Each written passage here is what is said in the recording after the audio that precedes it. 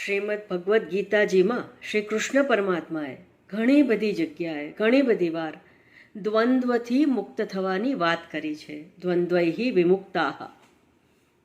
માન અપમાન, સુખ દુઃખ, શીત ઉષ્ણ, દરેક પ્રકારના દ્વંદ્વથી દૂર થવાની વાત કરી છે. માન અને અપમાન, તો માન કોને ન ગમે? માનથી દૂર કરવાની કેમ વાત કરી છે? એટલા માટે કે જો માનને માથે ચઢાવી દઈશું તો અહંકાર આવશે. અહંકારને લીધે રાગ અને દ્વેષ પ્રેરિત પ્રવૃત્તિઓ થશે અને એનાથી શું થશે? સત્વાત સંજાયતે જ્ઞાનમ. જ્યાં સુધી સત્વગુણ ન હોય પૂરેપૂરો ત્યાં સુધી જ્ઞાનમાં પ્રવૃત્તિ થતી નથી. પણ અહંકાર છે એ રજસ અને તમસ, રાગ અને દ્વેષથી લિપ્ત હોય છે અને આત્મજ્ઞાન માટે જે પણ કંઈ પ્રવૃત્તિ કે પુરુષાર્થ કરવાનો છે એનાથી ભક્ત વંચિત ન રહી જાય એટલે માનથી પણ દૂર રહેવાની વાત કરી છે.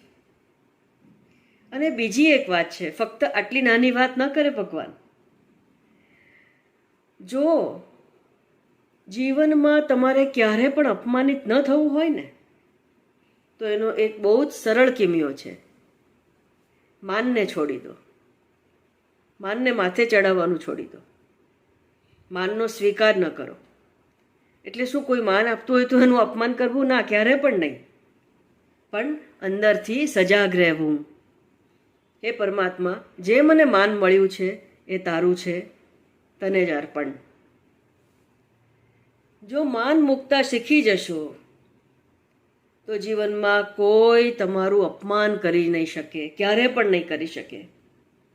બીજી એક વાત ધ્યાન રાખવાની છે, જો અપમાનિત ન થવું હોય તો કાયા વાચા મનસા કોઈનું પણ અપમાન જો તમે ન કરો તો કોઈની તાકાત નથી કે તમારું અપમાન કરે.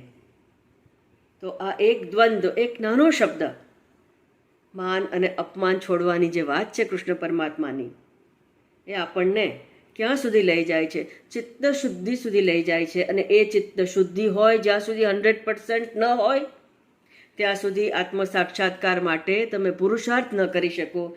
એ માટે જ પરમાત્માએ શ્રીમદ ભગવદ્ ગીતામાં કહેલા એક એક શબ્દ ઉપર જો એનું આચરણ કરવામાં આવે તો જીવન મુક્તિ, પરબ્રહ્મની પ્રાપ્તિ, મોક્ષ મળ્યા વગર ન રહે. શ્રીમદ ભગવદ્ ગીતા મોક્ષ શાસ્ત્ર છે.